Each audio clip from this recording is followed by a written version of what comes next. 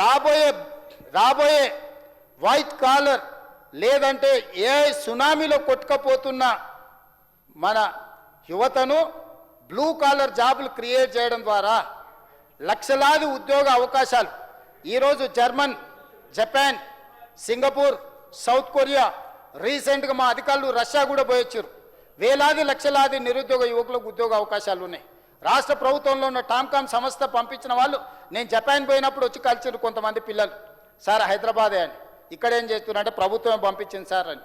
ఏం ఉద్యోగం చేస్తున్నాడు ఆయన ఉద్యోగం చెప్పిన ఎంత వస్తుందంటే నెలకు 2 లక్షలు వస్తుంది అన్నారు. ఇవాళ ఐటీ ప్రొఫెషనల్కి లక్ష కాదు కదా ఉద్యోగం ఉండే పరిస్థితి లేదు అధ్యక్ష. అదేంది చింతమడకలు మొత్తం అమ్మి తీసుకొచ్చి పెట్టారు. చింతమడకలు అమ్మి మొత్తం తీసుకొచ్చి ఇక్కడ పెట్టుబడి పెట్టారు. అందుకే ఈరోజు పంపించింది మీరు కాదు, సర్టిఫికెట్ బోర్డు పెట్టిరు. అదే వాళ్ళ గొప్పతనం అధ్యక్ష. బోర్డు పెడతారు, రిబ్బన్ కట్ చేస్తారు, కత్తెర జేబులో పెట్టుకొని వెళ్ళిపోతారు. వాడు ఉన్నడా ఊడిండా, వానికి ట్రైనింగ్ ఇచ్చారా ఇయ్యలేదా, వాని బతికెట్లా ఏంది చూడారు అధ్యక్ష.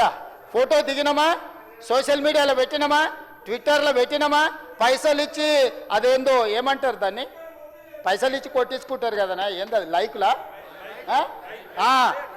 క్యాష్ డౌన్ వారి గారు పెట్టంగానే లైక్ కొడితే 10 రూపాయలంట, కామెంట్ చేస్తే 100 రూపాయలంట, పొగుడితే 1000 రూపాయలంట. ఇది నగదు నజరానా పథకం పెడితే ఏమొస్తుంది అధ్యక్ష? వెనకటికి రాజుల దగ్గర ఉండేటోళ్ళు భట్రాజులు అని పొగిడేటోళ్ళు, రాజా ఓహో రాజా ఆహా అని. ఈరోజు నూతన భట్రాజులు సోషల్ మీడియాలో లైకులు, కామెంట్లు, ఇది అక్రమంగా సంపాదించిన సొమ్ము. నాన్నగారు సంపాదించి ఇచ్చారు, టీవీ పెట్టుకున్నాడు బాగానే ఉంది, చూపించుకోనికే టీవీ ఉంది, రాసుకోనికే పేపర్ ఉంది, పాడుకోనికే ఫామ్ హౌజులు ఉన్నాయి. ఇక ఓ నాన్న నువ్వు ఎంత గొప్ప నాన్న అంటే, మీ నాన్న నీకు ఫామ్ హౌజులు ఇచ్చిండు, టీవీలు ఇచ్చిండు, పేపర్లు ఇచ్చిండు, ఫామ్ హౌజులు ఇచ్చిండు, నీకు గొప్ప నాన్ననే. కానీ మాకందరికి ఏమి ఇచ్చిండే, షిప్ ఇచ్చిపోయిండు. అదే కదా మా బాధ అంతా. 8,11,000 కోట్ల రూపాయలు అప్పిచ్చిపోయిండు, నిరుద్యోగ సమస్య ఇచ్చిపోయిండు. తెలంగాణ మా దయతోనే వచ్చింది. అదే పెద్ద మనిషి నిలబడి చెప్పిండు అధ్యక్ష, నేను చెప్పలే. అదే పెద్ద మనిషి నిలబడ్డప్పుడు సోనియమ్మ దయతోటి సోనియమ్మ ఆశీర్వాదంతో తెలంగాణ రాష్ట్రం వచ్చింది. ఇక్కడుండి నేను ఒప్పుకోకపోతే నేను మనిషినే కాదని ఆ పెద్ద మనిషి నిలబడి చెప్పిండు. బతుకున్నప్పుడే తండ్రికి తద్దనం పెడతారని ఎవరో వెనకటి కంటే నేనేమో అనుకున్నా అధ్యక్ష. ఇప్పుడు చూస్తుంటే అట్లనే అనిపిస్తుంది. అంటే కేసీఆర్ గారు మాట్లాడిన మాటలకు కూడా వీళ్ళు వ్యతిరేకమా? కేసీఆర్ని ఎట్లాగో అక్కడికి రాకుండా చేసిరు, చివరికి ఆయన మాట్లాడిన మాటలను కూడా చరిత్రలో నుంచి తూడిపేయాలనే ప్రయత్నం చేస్తున్నారు అధ్యక్ష.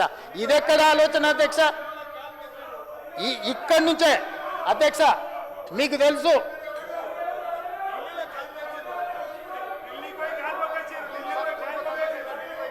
అధ్యక్ష, తమరు చూసారు, నేను చూసిన 10 జనపతులు ఒక పెద్ద మరిసెట్టు ఉంటుంది. కుటుంబం అంతా పోయి సోనియా గారి కాళ్ళు మొక్కి కడుపులో తలకాయ పెట్టి వచ్చిన ఫోటో ఉంది అధ్యక్ష. సీయింగ్ ఈజ్ బిలీఫ్ అంటారు.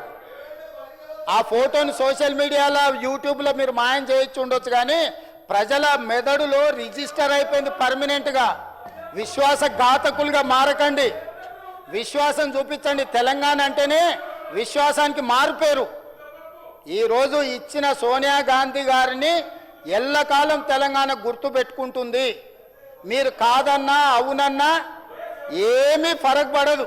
కాకపోతే నా బాధల్లో ఒక్కటే, పెద్దలు చంద్రశేఖరరావు గారు ఇక్కడ నిలబడి తెలంగాణ రాష్ట్ర మొదటి ముఖ్యమంత్రిగా శ్రీమతి సోనియా గాంధీ గారికి కృతజ్ఞతలు తెలపడమే కాకుండా సోనియా గాంధీ గారి దయ వల్ల తెలంగాణ రాష్ట్రం వచ్చిందని చెప్పిండు.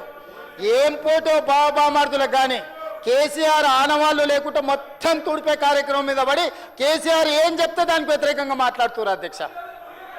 ఎక్కడి విపరీతమైన పోకడల అధ్యక్ష ఇది.